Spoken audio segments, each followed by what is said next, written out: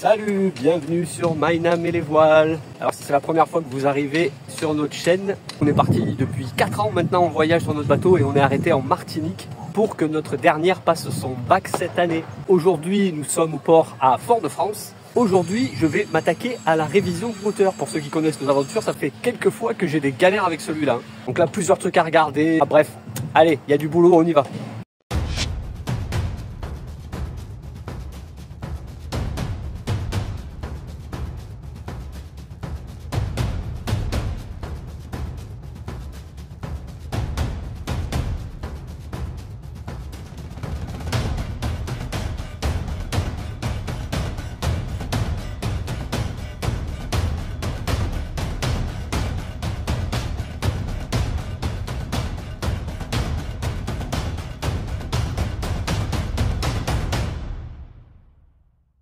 Et nous voilà sur Marina. Et donc on va s'attaquer à notre moteur. Hop. Et voilà. Récemment, on avait changé tout ce qui est bougie, le filtre. J'avais rincé mon réservoir. Résultat, tout est à refaire. On aperçoit un petit peu le fond. Le fond est tout dégueu. Comme le réservoir est dégueulasse, j'arrête pas de le vidanger pour récupérer l'essence dégueu. Comme quoi, le joint n'est pas du tout étanche. Toute l'essence est évaporée. Donc, du coup, l'enlever sans crainte. Il est complètement sec. Hop. On va pouvoir le remplacer par celui d'origine qui est bien plus large. Je regardais pour me le faire livrer, etc. Sur des sites internet, je le trouvais entre 9 et 12 euros, plus les frais de port, etc. Ici, je l'ai trouvé à seulement 8 euros. Du Suzuki, quoi, chez Suzuki. Habitué à la vie chère aux Antilles, agréablement surpris. On va le graisser pour pas qu'il colle. Voilà. Parfaitement au diamètre. Voilà, il est parfaitement en place. On resserre le bazar. Voilà. Allez, on va s'attaquer ce côté. On va démonter la pompe. Hop. Petite clé de 10. Hop, attention, derrière, là, ici, il y a un petit joint torique. Vider le filtre, il y a toujours un peu d'eau aussi dedans. Bon, là maintenant, on va la démonter. Hop. Et voilà ce que j'avais fait pour la membrane. J'avais rajouté une petite épaisseur de joint. Le bord, là, en fait, de la membrane n'était plus assez épais. Donc, ce n'était plus étanche, donc il a fallu que je rajoute une petite épaisseur. La nouvelle membrane, voilà, qui a des bordures de joints, on voit bien, vachement épais quand même. Il y a des côtés plats et, hop, et des côtés incurvés ici. Bon, ben, ça a l'air d'aller impeccable. On va graisser tout ça. Ok, on remonte tout. Là, il y a un petit détrompeur ici, il est là et on revisse. Bon, là pareil, un petit détrompeur là, qui est avec le petit trou, on peut pas se gourer. Tac, les petits écrous.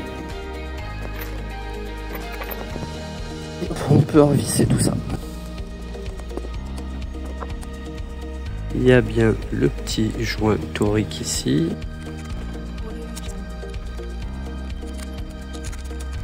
Voilà. On va démonter le réservoir tenu par 2 vis là, de chaque côté, mais il sort pas. Il faut défaire le lanceur.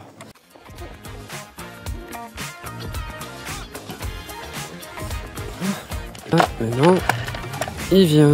J'ai changé aussi la ficelle et la poignée qui s'était pétée. Maintenant, lui, il sort. Voilà, on va défaire la durite du robinet.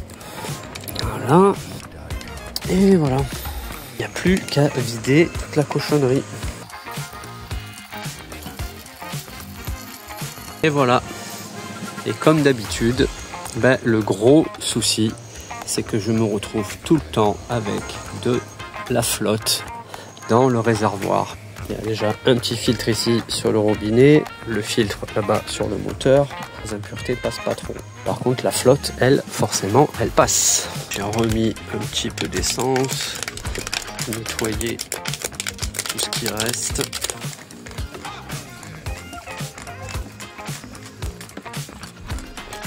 Voilà. Au fond, c'est impec, tout propre. Allez, voilà. Remonter le réservoir, le lanceur, le câble. J'ai rebranché le filtre, la pompe. Ah, je pense que tout est bon. On va enlever ce qui reste d'anode là. Ce qui reste d'anode. Il va falloir graisser ça. La prochaine fois, il reste soudé dedans. Très légère différence. Ah, j'en avais jamais trouvé des anodes rondes comme ça là. Il était temps. Mais encore faut-il trouver un revendeur Suzuki. Ici, c'est pas si simple parce qu'il n'est pas près des marinas ou près des ports. Il est carrément dans une zone commerciale. Si t'as pas de moyens de locomotion pour y aller, c'est pas évident. C'est la graisse marine, résistant à l'eau de mer. On peut lisser l'anode. Voilà, ça là, c'est fait. Allez. Hop, on va essayer de rien faire tomber à l'eau. J'ai rien paumé, j'ai rien cassé. C'est un miracle. Et voilà. Les deux anodes changées. Bon, et la dernière chose, et pas des moindres, c'est on va essayer de faire un cover pour lui. Parce que je pense que c'est gros problème de flotte dans l'essence. Donc je veux bien qu'il y ait de la condensation, qu'il y ait beaucoup de chaleur, que dans les réservoirs des stations-service, il y ait de la flotte. Mais franchement, là, on s'en est servi quoi, un mois et demi. Toute la flotte qu'il y avait quand même dans le réservoir là. Moi, je pense qu'en fait, ça vient surtout du bouchon. Il n'est pas vraiment étanche. Et avec les rincées qu'on prend ici, eh ben, chaque fois qu'on a des grosses averses, eh ben, y a un peu de flotte qui finit par tomber dans le réservoir. Donc il était temps d'essayer de faire une protection pour ce moteur. Donc là, on a fait quelque chose en plastique pour faire un patron pour le tissu, parce que sinon c'est vraiment galère à prendre des mesures et tout. Il n'y a rien qui est droit, etc. Ça va être compliqué. Donc là, du coup, en découpant des petites pochettes plastoc, qu'elles sont scotchées entre elles. Tac, avec le petit trou là ici pour la poignée, bien sûr, pour que le moteur puisse rester au sec, même sous les averses. Puis ça protégera aussi le plastique. Ah, il y a le voisin qui a fait des tests mécaniques à côté aussi. Et voilà le patron. Il n'y a plus qu'à décoller chaque face, où il y a les scotch verts là, et à recoudre exactement la même chose que ça. Et voilà les 5 petits morceaux. 1, 2, les côtés, le devant, le derrière et le dessus. Bon, mais ça va être chaud hein, parce qu'il me reste que 4 petites chutes de tissu pour faire les 5 morceaux. C'est des tissus qu'on va utiliser là pour refaire ces bâches ici et ici entre les bimini et la capote. Parce que ouais, c'est des vaches qui ont 4 ans, hein. Elles sont plus très imperméables. J'ai 2 petits triangles pour les 3, pour le devant, derrière et au-dessus. Ouh, ça va être chaud. Allez, c'est parti, découpage. Ah, j'ai oublié de vous dire, il faut laisser 1 cm de marge autour de chaque tissu pour pouvoir faire la couture lors de l'assemblage.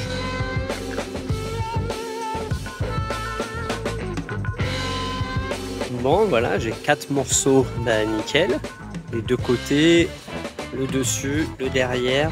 Pour la dernière, malheureusement, j'ai aucune chute dans lequel il rentre complet. Bon, voilà, en 2 morceaux, du coup, pas le choix. Et puis, faudra faire un raccord ici, une couture entre les deux. Allez, il n'y a plus qu'à assembler tout le bazar. Allez, on fait le trou pour la poignée. Et des petites entailles pour faire des jolis plis pour les coutures. Ensuite, il va nous falloir plein de petites aiguilles pour pouvoir préparer tout ce qu'il y a à coudre. Ouais, je fais des bonnes pliures sur les tissus parce que le tissu est bien épais et ça sera plus facile à assembler. Hey, nickel ma petite façade, magnifique. Allez, on s'attaque au premier assemblage, un côté avec la face arrière. Nickel, ben je viens assembler le deuxième côté. Ça prend forme. Allez, la quatrième partie, la face avant.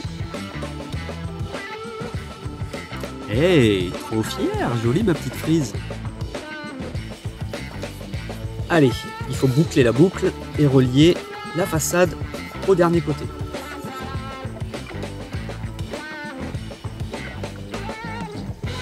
Yes, ça c'est fait. Allez, la dernière étape, il faut que je relie le dessus à tous les côtés et la face avant, la face arrière. Bon, c'est un peu chaud, hein. J'avoue, hein, j'ai jamais fait ça de ma vie. Hein. Yes, terminado.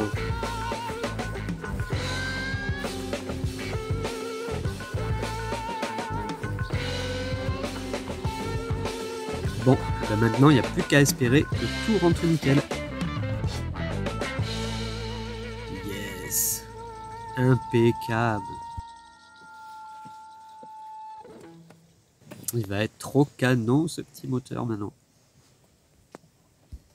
Bon ben voilà, maintenant il va falloir passer à l'étape machine à coudre. Et ça moi je maîtrise pas. Et chérie, qu'est-ce qui se passe là dans les aiguilles? Bah c'est-à-dire que tu as mis toutes les aiguilles dans le long. Ouais, en long, ouais, tout à fait. Non, c'est mieux que tu me les mettes comme ça. Parce que tu vois là je couds, je passe directement avec la machine par-dessus. Ah, sur les aiguilles. Alors que si c'est comme ça, regarde, ça empêche la machine de passer. Tu peux pas passer en dessous ou au-dessus? Non, ça gêne avec le pied. Donc Tout. Là au moins ça passe par-dessus. Ok, très bien, c'est noté. Voilà, tu passes direct sur les aiguilles.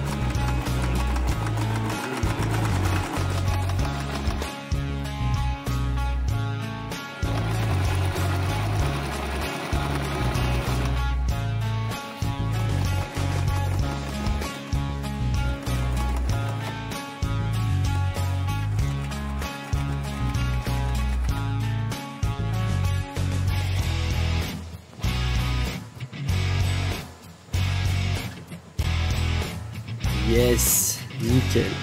Toutes les coutures sont faites, tout est assemblé pour vous.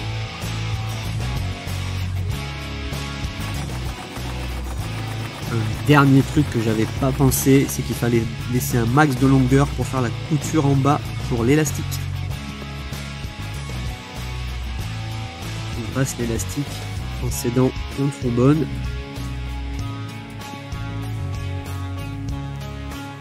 C'est quand même un peu chaud, ça coince. Et lève ton masque, je t'ai reconnu toi. Ça me paraît petit du coup, non? Ça te paraît petit?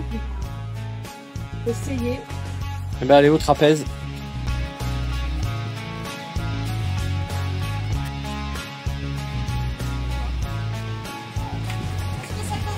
Parfait. Bon, et ben voilà. Perfect. Ah, l'essentiel, de toute façon, c'était vraiment de protéger ici, de faire vraiment une protection pour le réservoir. Bon, ben après, ça protège aussi un petit peu le plastique, un peu tout, donc c'est déjà pas mal. Effectivement, pour bien faire, il aurait fallu avoir un poil plus de marge pour pouvoir aller et faire le lien dessous. Malheureusement, j'ai en chute de tissu, j'étais vraiment très short. La priorité 1, c'était vraiment de pouvoir faire une bonne protection pour l'entrée d'eau au niveau du bouchon. Et ça, de ce côté-là, c'est parfait. Le petit cover de moteur. Maintenant qu'on va quitter le port et qu'on va être tout le temps au mouillage, il va falloir que le moteur, il gaze tous les jours. Hein. Donc, il va falloir le bichonner. Et une protection, là, c'était indispensable avec toute la flotte chaque fois que je retrouve dans le réservoir, dans le carbu, etc. Bon, ben, on en a fini avec ce petit tuto. Maintenant, c'est cover du moteur. T'es heureux? Je suis heureux. Pourvu que ça dure. Ça va dans ta grotte en bas, là? Je reste devant les ventilateurs, il fait trop chaud. Ah. Oh lolo. Elle se fait attaquer par les ventilateurs. Attaqué par les ventilateurs. Allez, comme d'habitude, on n'hésite pas, on met un petit like, on laisse un petit commentaire. Et pour les non-abonnés, on s'abonne et on active la petite cloche. Allez, ciao ciao, à bientôt sur Maïnam et les voiles. Et voilà, c'est le test du moteur, on est au mouillage. Ça y est, on vient de quitter le port. Le test du moteur avec son cover. On a remis Mon beau cover. ça c'est pour le descendre de la chaise du bateau. Ça fait. Et on démarre. Il y a de la houle. Comme une horloge. Trop bien. Tout marche. Pour le salut. Coucou, juste un petit message pour te dire que tu peux nous suivre sur Instagram et Facebook. Et retrouver tous les bijoux en macramé que je tisse à bord de Maïna sur la boutique. Tous les liens sont dans la description. Et surtout, n'oublie pas de liker, commenter et t'abonner. Ça fait toujours plaisir.